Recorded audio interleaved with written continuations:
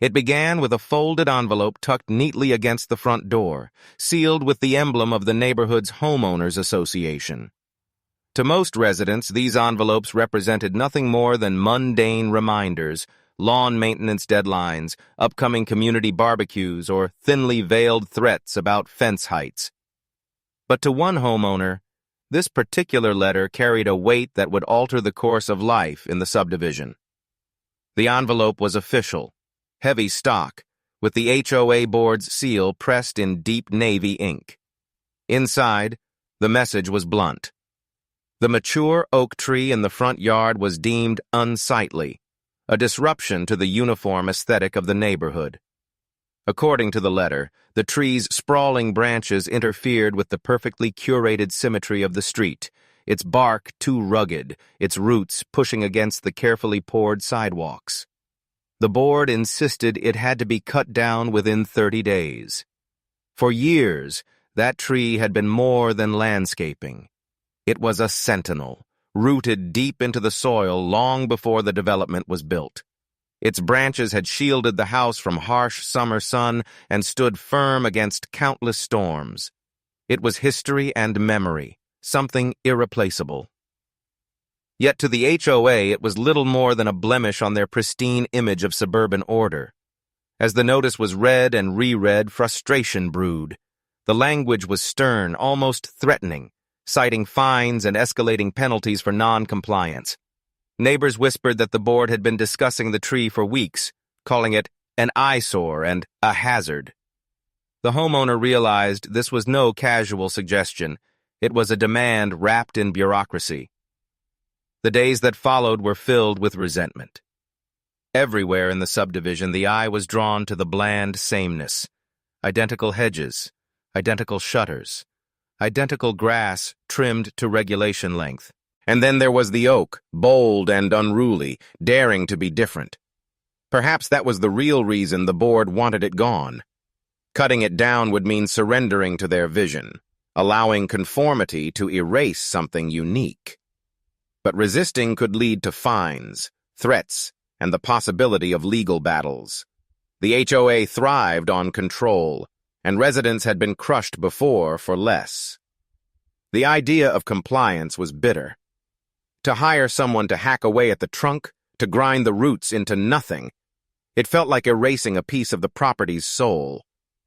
But there had to be another way, something bold enough to meet their demand while refusing to give in completely, something that would turn their order into chaos. Late one evening, while staring at the massive silhouette of the tree against the glow of the streetlights, inspiration struck. The order had been clear. The tree had to be cut down. But it said nothing about what could replace it. The trunk, if left standing, could become more than wood. It could be carved, shaped, transformed into something greater than the HOA could ever imagine. An idea began to take root, wild and rebellious. If they wanted the tree gone because it was unsightly, what if it became impossible to ignore?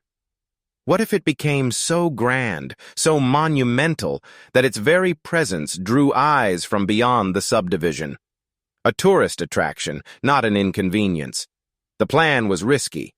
The HOA would rage, the neighbors would gossip. But the more the idea grew, the more intoxicating it became. The 30-day deadline wasn't just a threat anymore. It was a countdown to creation. The next morning, the process began. Research into wood carving, local artists, and massive chainsaw sculptures consumed every moment. Quotes were requested, designs sketched, possibilities imagined. The oak was tall enough, thick enough, and sturdy enough to become something extraordinary. It would no longer be an unsightly tree. It would be a towering statue, carved from its very heartwood, standing as a defiant symbol against uniformity. The homeowner could already picture the looks on the board's faces when they realized what was coming. They had demanded compliance, but what they would receive was transformation. The tree would not disappear. It would evolve into something unforgettable. But with every daring idea comes risk. Carving a statue of such magnitude would not be cheap, and funding it meant sacrifices. Moreover, the HOA was relentless. Any deviation from their order could bring fines, legal threats, or worse. Yet the gamble felt worth it.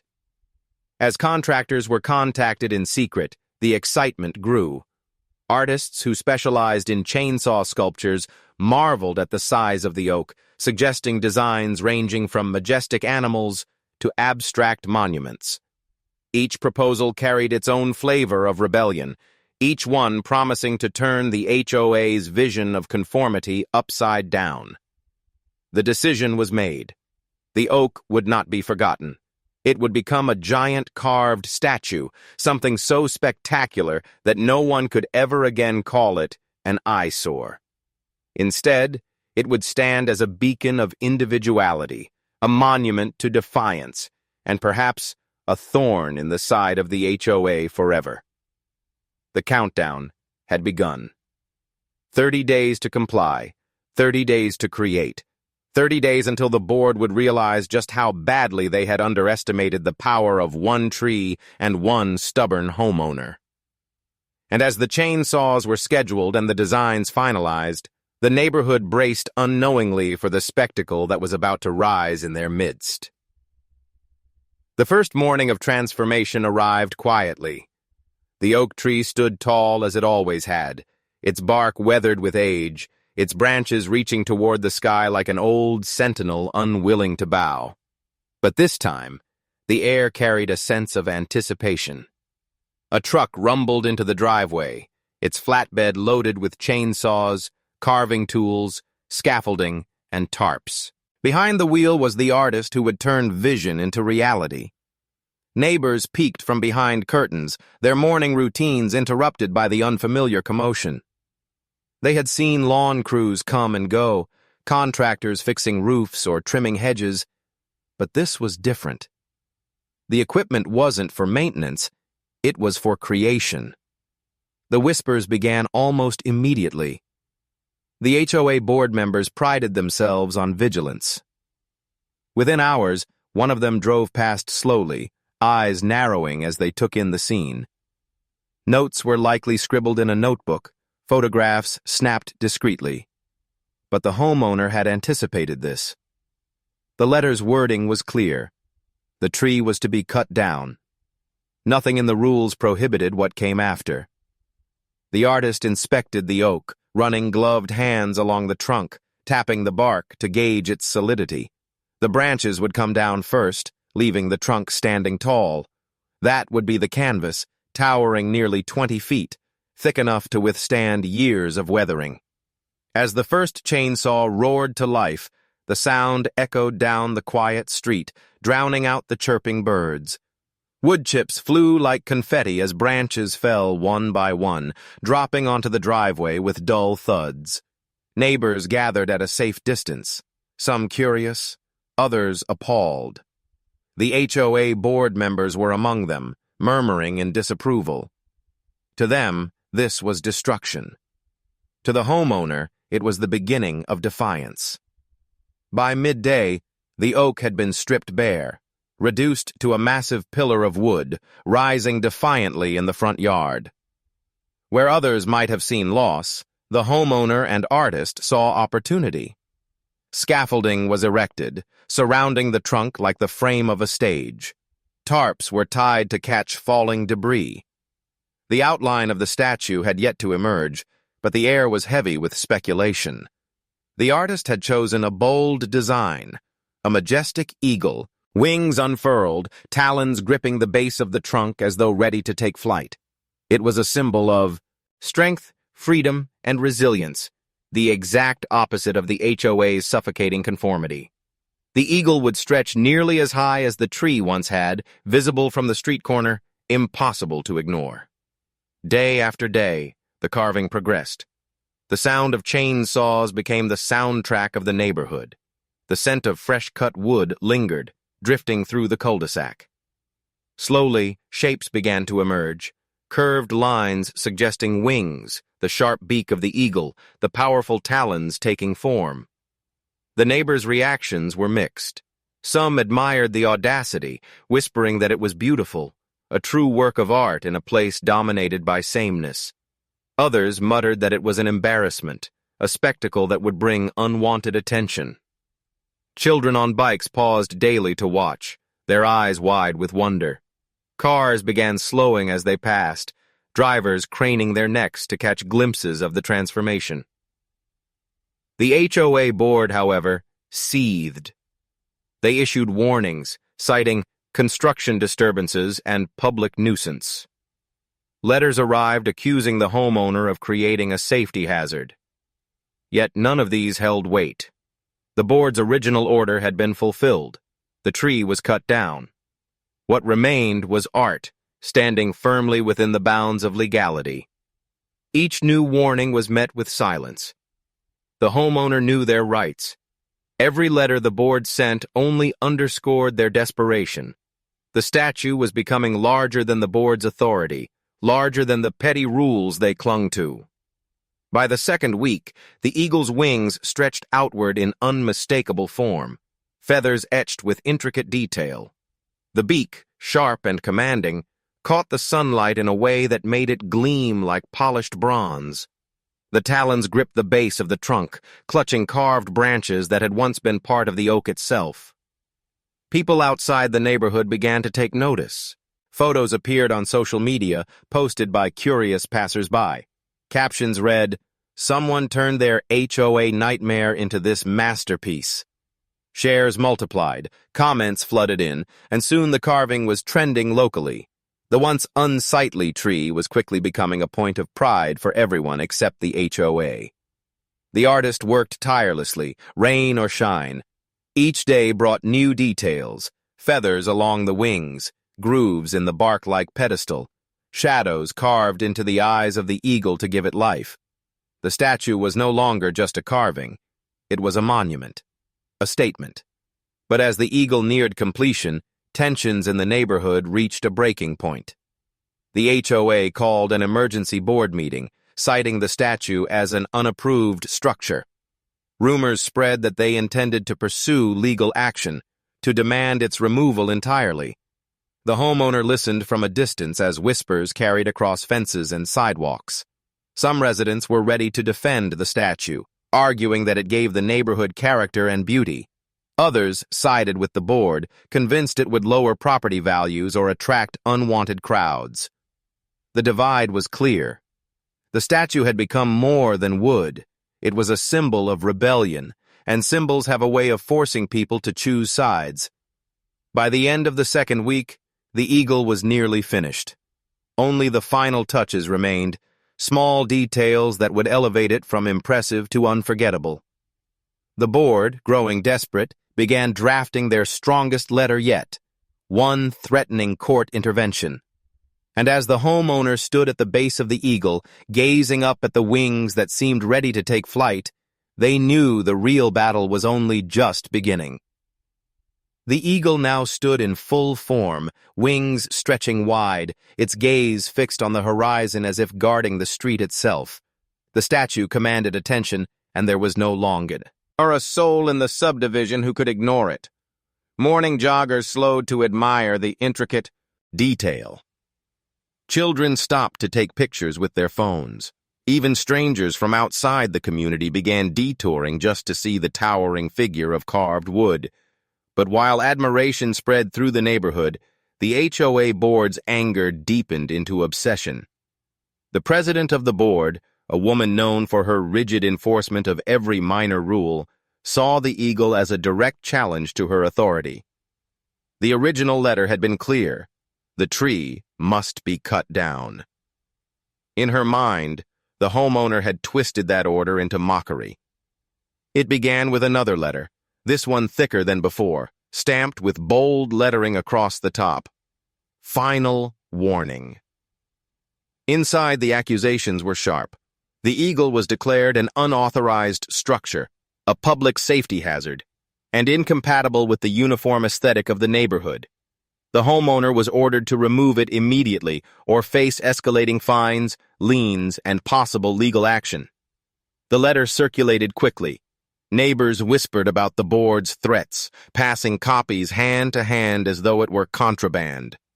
Some shook their heads in disapproval, muttering that rules were rules and no one was above them. Others smirked, quietly rooting for the statue to stay. The community was splitting down the middle, and the eagle was the dividing line. Still, the homeowner did not yield. The artist had completed the final touches, sanding the feathers until they gleamed in the sun, staining the wood to protect it from rain and wind. The statue stood taller than ever, not just as a monument of wood, but as a symbol of defiance. To remove it now would be unthinkable. The HOA, however, was relentless.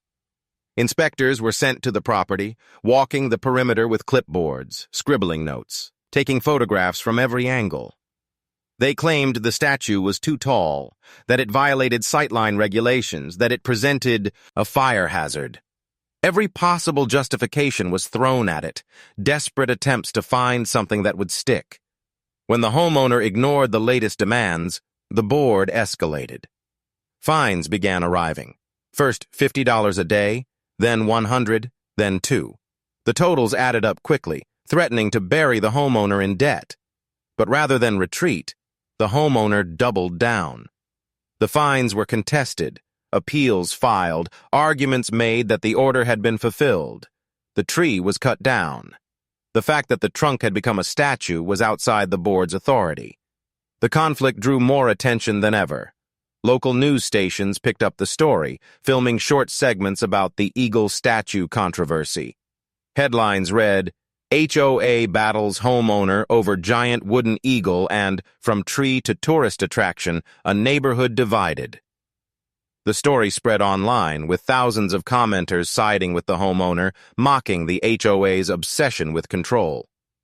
Tourists began arriving in earnest, cars parked along the street, families stepping out to pose for photos beside the towering eagle. Small businesses in nearby areas noticed the trend and began jokingly advertising directions. Turn right at the Big Eagle. What had once been labeled unsightly had become a landmark. But the more attention the statue drew, the more desperate the HOA became. At one heated board meeting, members debated drastic measures. Some proposed hiring contractors to remove the statue by force, charging the homeowner for the costs. Others argued for a lawsuit, one that could drag on for months or years. The board president, her voice sharp and unyielding, swore that the eagle would come down no matter the cost. Rumors swirled throughout the neighborhood. Some claimed the board had already spoken to lawyers. Others said they were planning to change the bylaws retroactively, creating new rule, less specifically targeting unauthorized carvings. Fear spread among residents who worried they might become collateral damage in the war between homeowner and board. Yet for every complaint, there was admiration. Local artists praised the statue as a masterpiece. Families treated it as a weekend outing. A nearby cafe even added a drink to their menu, cheekily named the Eagle's Brew. What had started as rebellion was quickly turning into pride for everyone except the HOA. The homeowner, though embattled, felt vindicated. The board had wanted conformity, silence, and obedience. Instead, their demand had birthed something unforgettable. But beneath the satisfaction was unease. The HOA was not finished. They were gathering strength, preparing for something bigger than fines and warnings. The first sign came late one evening when a letter arrived by certified mail. Inside was a notice of intent. The HOA was preparing to file a lawsuit in civil court, claiming the statue violated community standards and endangered property values. The homeowner had 2 weeks to respond. The neighborhood buzzed with tension as word spread. Some feared the costs of a drawn-out legal fight. Others cheered the chance to expose the board's overreach. Lines were drawn more clearly than ever, and the subdivision felt less like a neighborhood and more like a battlefield. The eagle loomed silently over it all, its wooden wings stretched wide as if shielding the home behind it. It had become more than art, more than rebellion. It was a symbol of freedom against control, individuality against uniformity. But symbols, powerful as they are, come at a price. The HOA was ready to spend whatever it took to destroy it. And as the homeowner prepared for the fight ahead, it became clear. The battle over one carved tree was about to escalate into a war for the soul of the entire community. The certified letter was no bluff. 2 weeks later, official court documents arrived, thick with legal language and stamps, ped with the seal of the county courthouse. The HOA had filed a lawsuit against the homeowner, demanding the removal of the eagle statue on grounds of violating community standards, obstructing uniform aesthetics, and creating a public nuisance. Attached were photographs of the carving, highlighted excerpts from the bylaws, and a list of supposed damages to property values. For the homeowner, reading the stack of accusations was like staring at a weapon sharpened by bureaucracy. Every page dripped with condescension, painting the eagle not as art, but as vandalism, not as a monument, but as an abomination. The HOA board had marshaled their resources, and now the battle had moved from the streets to the courtroom. The neighborhood buzzed with speculation. Some residents whispered anxiously about what the lawsuit might mean for their own homes, worried that legal fees might trickle down into higher dues or that property values would plummet under the glare of media attention. Others leaned in closer, eager to see the board finally challenged in a space where their unchecked authority would be tested. The first hearing was set for early summer. On the day of the proceedings, the courthouse steps filled with spectators, neighbors, reporters, and curious onlookers. The eagle statue had already become a local legend, and now the trial promised to be the next chapter in its story. Cameras flashed as the homeowner walked inside, their head held high despite the weight pressing down on their shoulders. Inside the courtroom, the HOA presented their case with polished precision. Their lawyer spoke of bylaws and architectural guidelines, emphasizing uniformity as the foundation of property values. They displayed charts, photographs, and statements from board members who claimed the statue was gaudy, intimidating, and damaging to the community's reputation. One board member, E. then suggested that the statue could attract vandals or reckless visitors, as though beauty itself were a danger. The homeowner's defense was simpler, but no less powerful. The original order had been followed. The tree had been cut down. What remained was art, a carving that caused no harm, blocked no streets, and posed no threat to anyone's safety. Experts were brought in, including a local art professor who described the eagle as a remarkable piece of craftsmanship and a cultural landmark. A real estate agent testified that far from lowering property values, the statue had actually increased interest in the neighborhood, drawing positive attention. The clash of narratives was stark: conformity versus individuality, control versus creativity. Each side claimed to speak for the good of the community, but the lines of support had already been drawn outside the courtroom. The judge listened patiently, asking pointed questions that revealed cracks in the HOA's arguments. When asked to identify the exact bylaw the statue violated, the board's lawyer stumbled, pointing only to vague language about aesthetic harmony. When pressed for evidence of decreased property values, their charts showed projections, not facts. By contrast, the defense pointed to tangible proof: increased tourism, news coverage, and social media acclaim.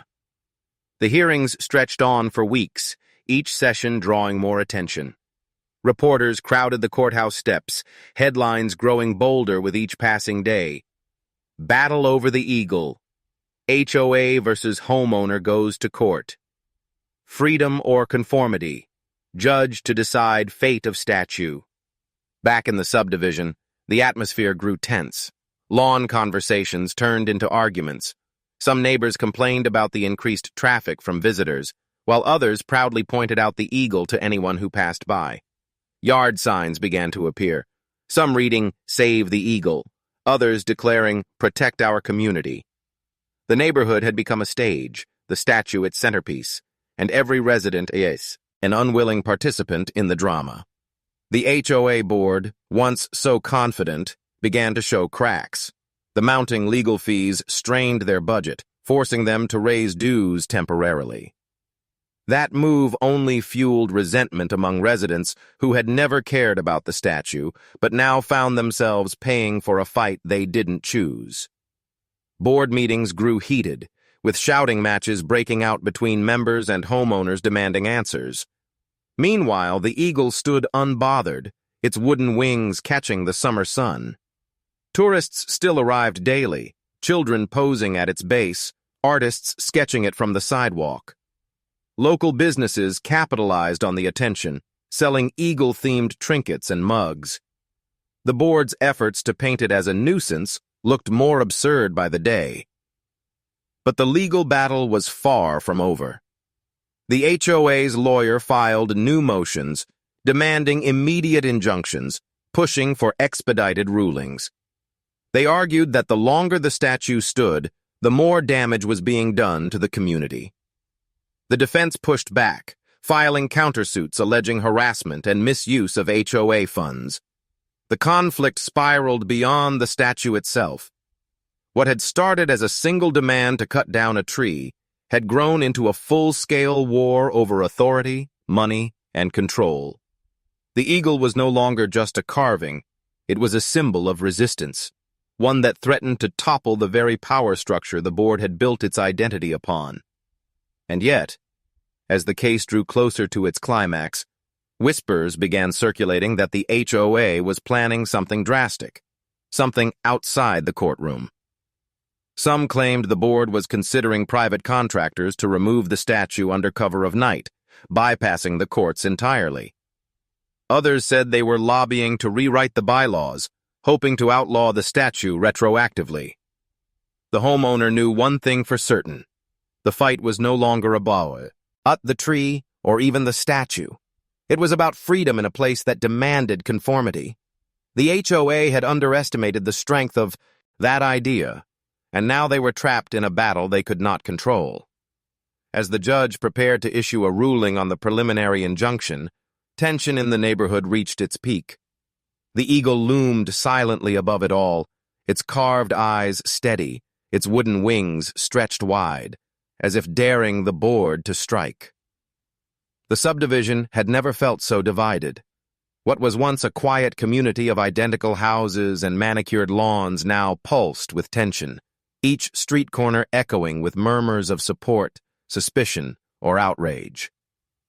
The eagle statue stood like a watchman over it all, its wings unfurled, its shadow stretching across the yard each morning, as if reminding everyone that the fight was not yet over.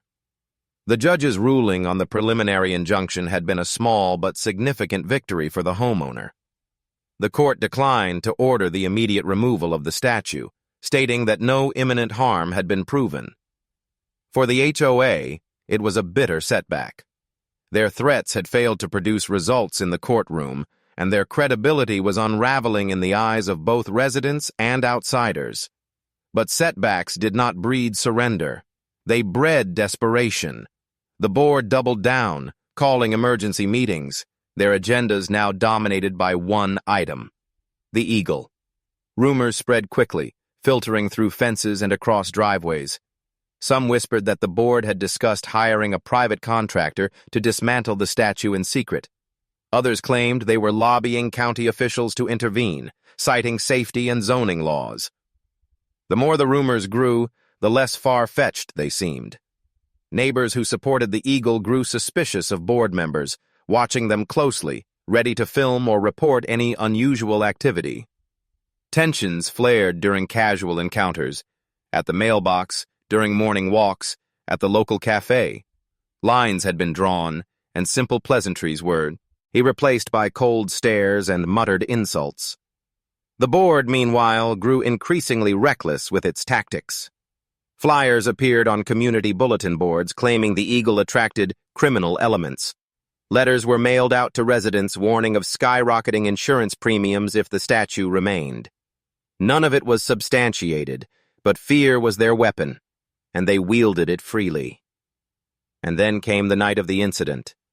It was just past midnight when the sound of a truck rumbled softly down the street. Its headlights dimmed, it slowed to a stop near the statue. Figures stepped out, silhouettes against the glow of the streetlights, carrying tools, ropes, and a gas-powered saw. But they were not alone. The homeowner, suspecting foul play, had installed security cameras and motion sensor lights around the property.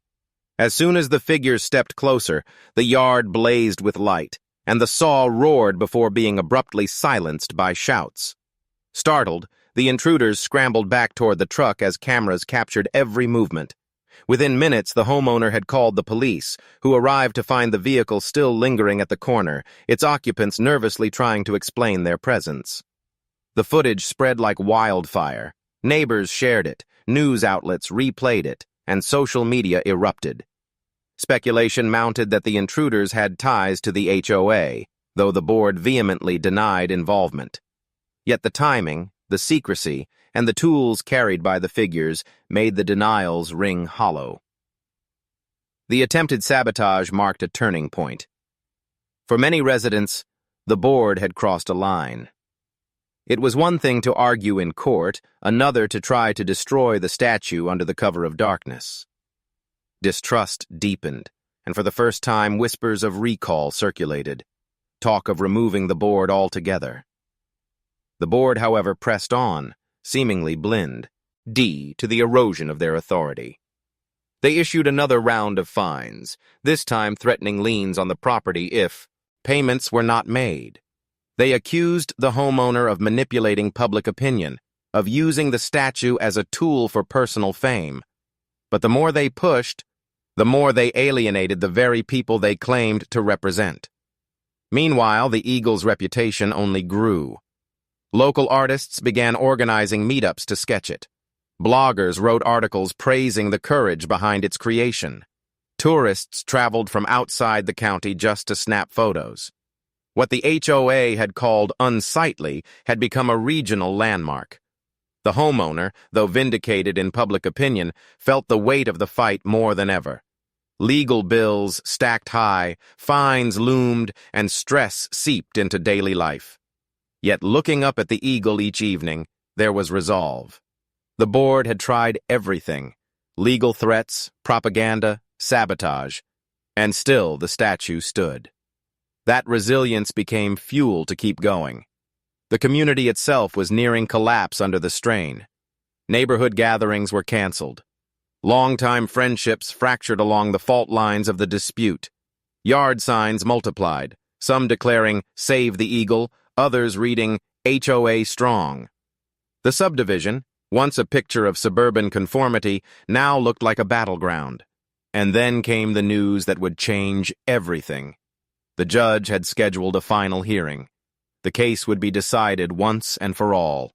The fate of the Eagle, the authority of the HOA, and the future of the neighborhood would all rest on the outcome. The board prepared feverishly, convinced that the courtroom would restore their dominance. The homeowner prepared too, gathering every piece of evidence, every letter, every photo, every witness willing to testify to the beauty and value of the statue.